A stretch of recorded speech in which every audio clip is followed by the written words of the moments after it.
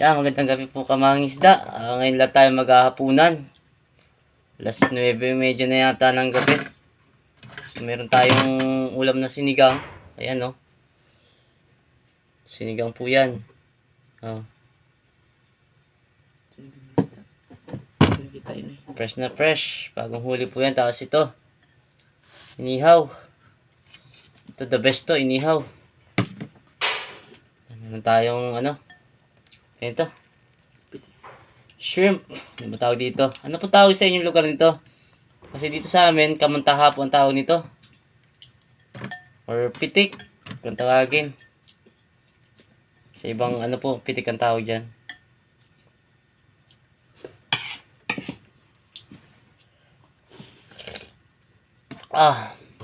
Manamis na miss po ang sabaw.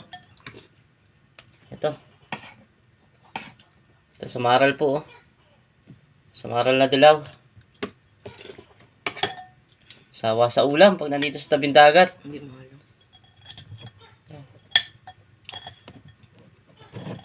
Medyo madilim po dito sa amin. Mahina ilaw. Tapos light natin naman.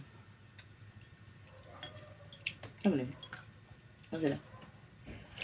Ay! Wala nga ulit yun. Oo nga pala. Oh, sarap.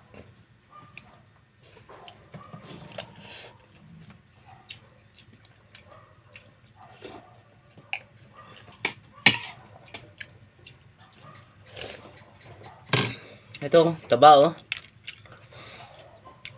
Nangamantika ako sa katabaan. Ayan.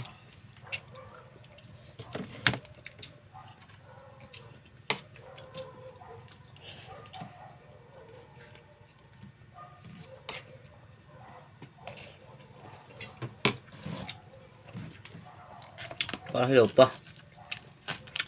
Hilaw pa ng konti. Pwede na. Dahil siya ng konti pero okay na po yan. Babay ko. Excuse.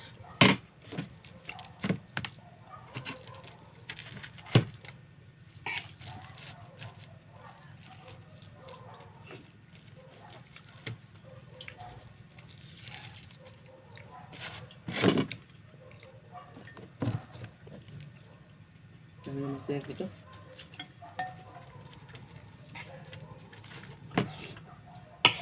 Init. Init po, mainit.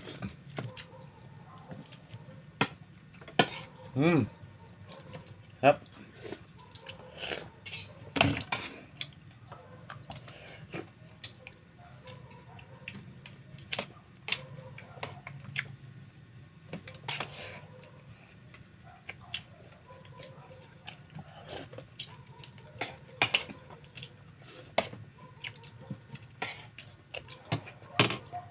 Ito, subukan natin buksan kung mataba siya.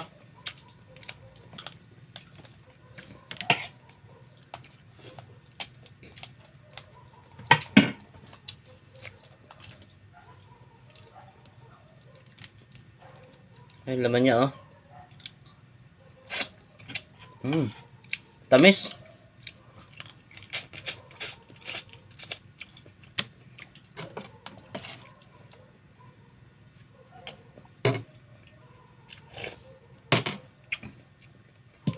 Matamis po yung kanyang ano, laman. Mahirap nga lang siyang tanggalin.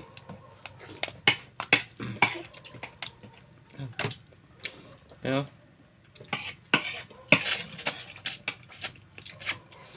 Dami. Good.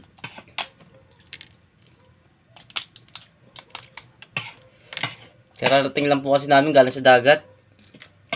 Maaga pa nga po ito. Minsan dumarating kami minsan mga alas 11 na. Pasado mag alas 12. Sarap.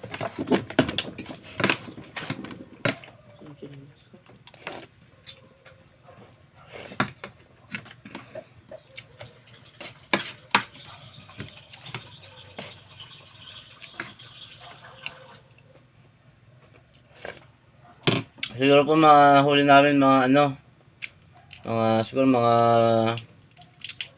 20 kilos na isda.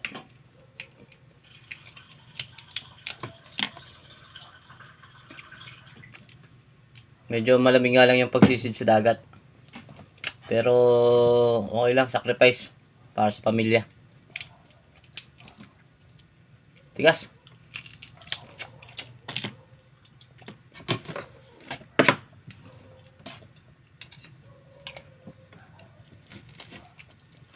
Hintayin pa rin ito. Mga tinik. Nihaw.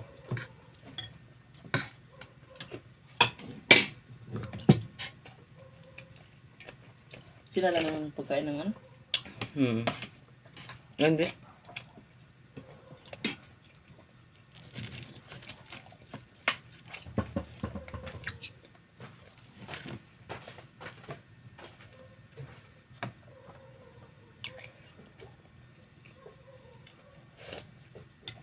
Ako dito oh. Sa Maral din.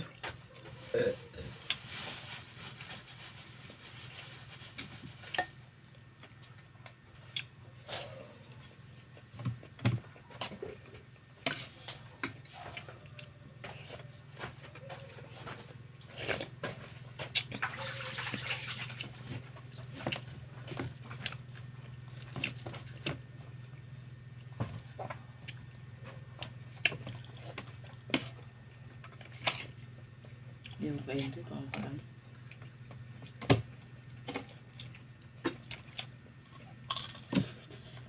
Ang best makabusog. Wala ng isda. Busog na kagad ako. Sayang naman.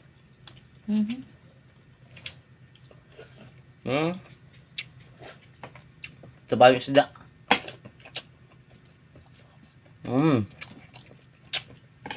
Good. Sarap.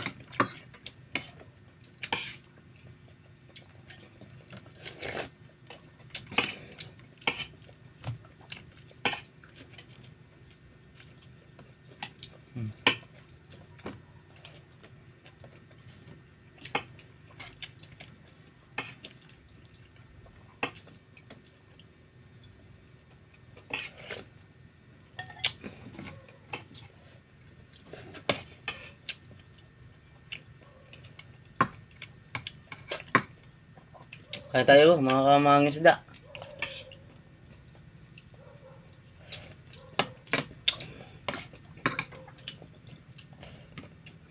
Mas makabusog kapag lalo kapag sinigang ng isda ang ulam. Sarap kasi ng sabaw, manamis-namis.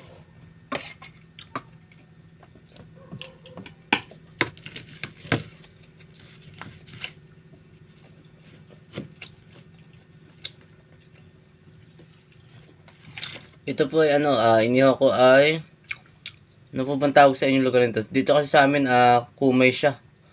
May ibang term pang tawag sa kanya, medyo ano lang pangalan niya. Mungit kung tawagin po dito sa amin. Sa ibang lugar ho kumay. Ito wala akong masyadong presyo tong isda na to. Pero ang sarap niya. Kahit hindi siya masyadong nabibili. Pangkaraniwan presyo nito pag nabebenta talaga, mahal na yung 50 pesos ang kilo.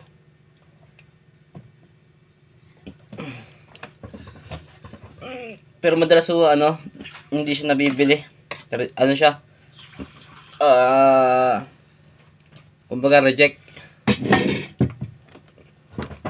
Kaya ang ginagawa namin, dinadaing namin, minsan siya na inuulam namin.